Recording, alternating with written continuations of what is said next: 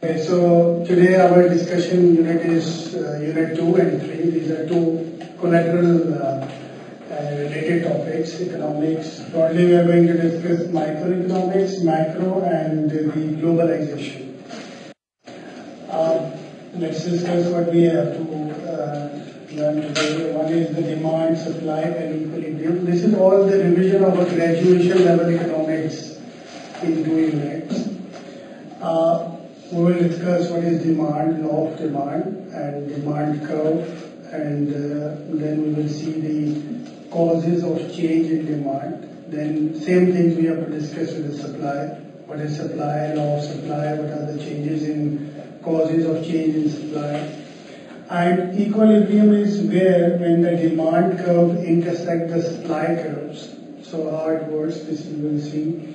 Elasticity, government intervention, profit and cost, margin analysis, market structure, pure competition, monopoly, monopolistic, oligopoly, resource market, laborers and import, domestic output, that is expenditure approach.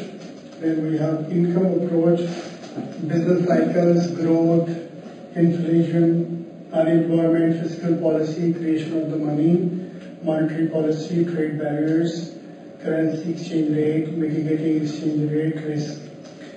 Let's start with our discussion. Demand. Demand is the desire backed by the purchasing power. If you want to buy a car, this is not demand. If you want to buy a car and you have sufficient funds for it, then this is a demand. Otherwise, it is only a desire or a wish list that is not related to demand. Now we have to understand the relation of demand with the price. If other things remaining same, the price goes up, demand goes down. So this is an inverse relation between price and demand. This is only for the necessities. If you study the same mechanism for the luxuries, it is opposite. Suppose you want to if we consider, okay, going Pizza Hut is a luxury, in fact this is now a necessity.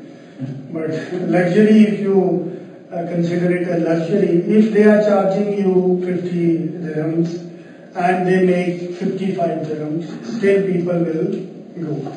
And even in the behavior we know that if for luxury item, if you make it expensive, the customer also increase. This is the trend. But as far as the basic economic law of demand, that is, there is an inverse relation between price and quantity demanded. As price goes up, demand goes down. So you can see here, this is one variable price, this is one variable as quantity. So you can see here it is going up and here also it's increasing. Like 1, 2, 3, 4, 5. This is 1, 2, 3, 4, 5. As the price increases, the demand goes down. This is how this curve says.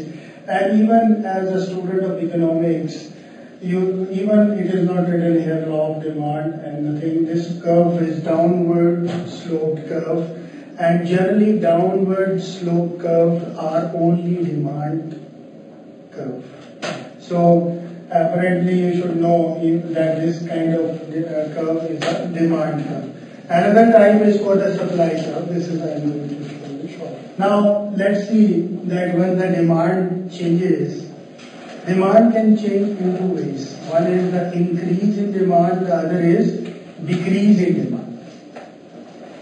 How to show it in the curve? This is very important. This is the original curve and demand shifted, demand increased. So how to show? Always remember when the demand is shifting, is increasing, it will shift to right. So based on your arms, you can see here, it is going to your right. And when it is decreasing, it will go to the left. So this, if it is decreasing, the curve will come here, otherwise it will increase here. So while solving the multiple choice question, when he will show you this diagram, and the diagram showing the increase. So phenomenon in the options will be the increase, decrease, no effect. So you should know how the curve is moving on. Increasing in demand curve is shifting to the right, and decreasing to the demand curve is shifting to your left side.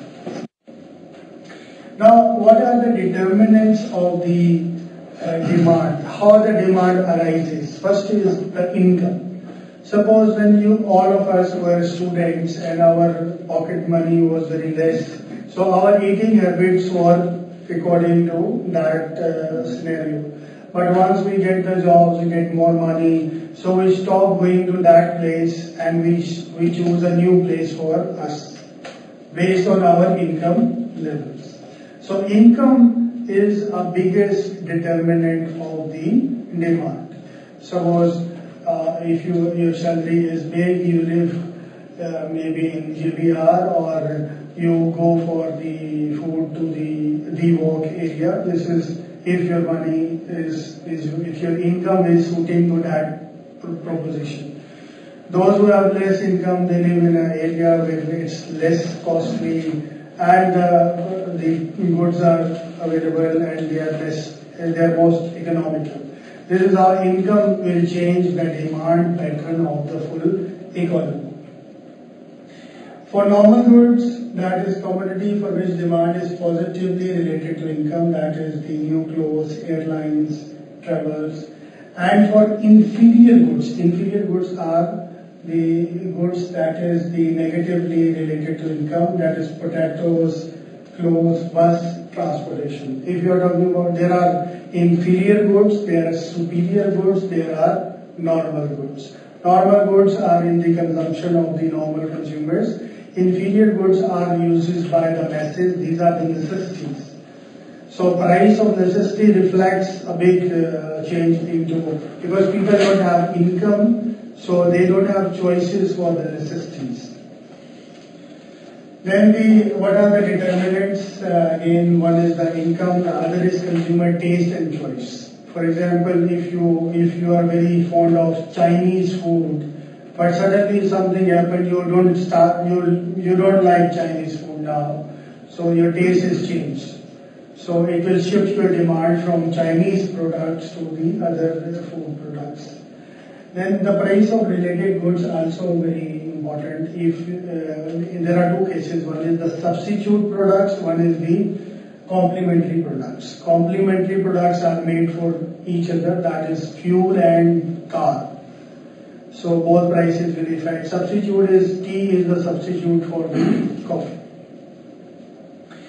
Then consumer expectations will change the demand. Suppose if the expectation in your area is unrest in the region and the political war can come. So what you will do? You will go to the nearest store and you will buy for 2 months, 3 months. You will try to stock as much in your home.